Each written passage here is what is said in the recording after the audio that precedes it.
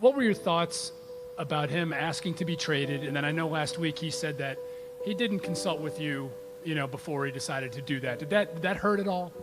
Well, my initial thoughts when I heard that Kyrie wanted to be traded, I had a ton of emotions. I was wondering if something I could have did better to make him not want to be traded.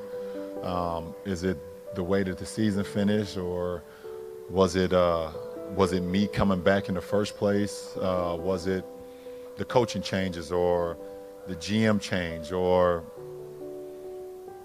I don't know. I had so many different emotions go through my head, and for me personally, you guys were around. For the guys that was around every day, I try to do whatever I could do to help the kid out, be the best player he can be. Try to help him, be a better leader, be a better scorer, a better floor general, a better defender, a better passer, getting guys involved, a better leader vocally. I try to give him everything and give him as much of the DNA as I could, because like I told you guys throughout the season, at some point when he was ready to take over the keys, I was ready to give them to him. So the only thing I'm upset about is that he took a lot of the DNA and the blueprints now to Boston. That's the only thing I'm upset about, really. Other than that, I mean, I wish the kid great health, and the kid wanted to do what was best for his, for his career. And I give credit to our GM, Kobe, and our to the ownership for granting that for him. Let me go someplace else. Did you speak to LeBron James or talk to LeBron James before you and your representatives met with ownership and let them know that you wanted out? No. Why not? Why would I have to? I'm not saying, no. I'm not implying that you have to at all. Yeah. But he's the best player in the world. He's a superstar. He's considered the leader of the team. Your teammate, who you speak glowingly and very highly about. Mm-hmm. And if you don't want to play there anymore, even though it was a personal decision, chances are, if you don't speak to somebody about it, they might take it personally. Yeah. Do you care about that at all? No. It's his future, his life. Kyrie, I think that we're forgetting one let me ask important Max. thing. I think we're the person in terms of figuring out what you want to do with your life. And it's not anything personal. I'm not here to tirade anybody. I'm not here to go at any particular person or the organization, because I have nothing but love for Cleveland. Like, I have nothing but love for the times that I spent there. There's nothing about that. It comes a time where you mature as an individual. It's time to make that decision. And there is no looking back from that standpoint. There is no time to figure out how to save someone's feelings when ultimately you have to be selfish in that and figuring out what you want to do. And it wasn't about me not wanting to win. It wasn't anything about that. It was like, I want to be extremely, extremely happy.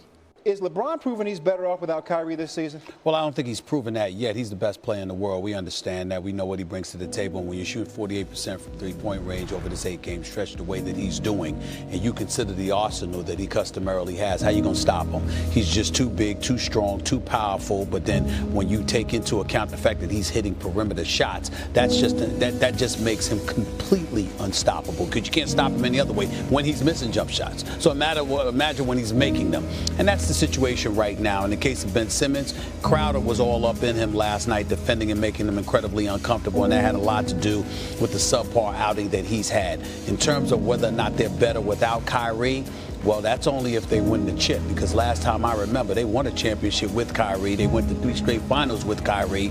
And as far as I'm concerned, anything less than a championship doesn't prove anything, because what else would you have accomplished without Kyrie? Right now, LeBron 37 minutes a game during this win streak. Does that usage concern you in terms Not of at all. sustainability? Not at all, because he knows what he's doing. He takes care of his body religiously. People joke about how his house is like an LA Fitness or something along those lines. It's a fitness center. He's a guru at that. I mean, this guy takes tremendous care of his body. He's highly intellectual. He knows what he's doing, and he knows when to scale it back. This is a guy that once took a week off and went to South Beach during the season because he needed a break. And so he knows what he's doing. When he needs rest, he takes it, and when he's flowing, he'll do that as well. But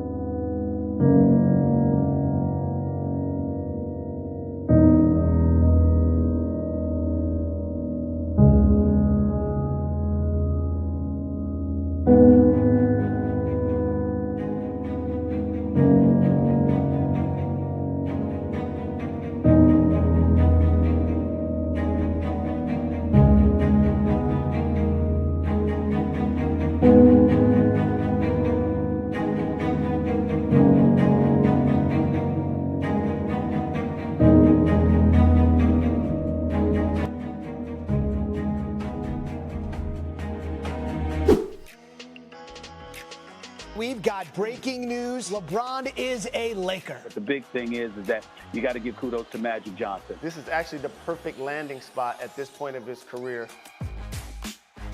What's made this seem real to you thus far? Today is actually the first time that it's felt real, you know, putting on the uniform, seeing all the guys in the locker room, being out on this floor and doing media day. Today is really the first day it's felt real, like you are a Los Angeles Laker. You're one of the most well-known athletes on the planet. The Lakers are one of the most notorious brands in all of sports. How did those two things come together and amplify one another? It's a perfect match, and this city is built on stars. This city breathes stars and they breathe winners, and I'm a winner, more importantly. I'm a winner, but obviously, you know, with Jeannie and Irvin and Rob, they know what it means and they know what it feels to win. So they're a little bit closer to the finish line than it would be, say,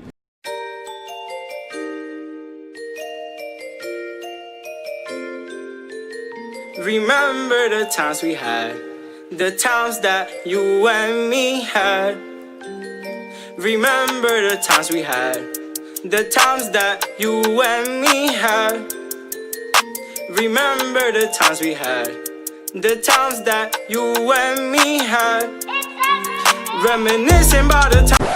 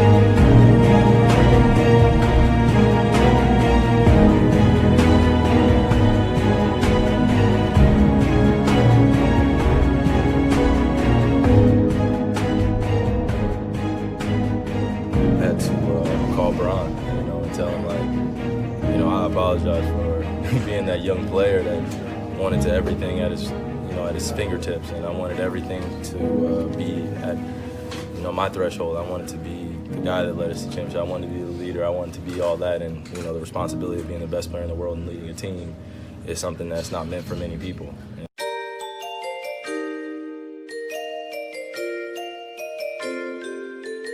Remember the times we had, the times that you and me had. Like a cross space, it's a dark place.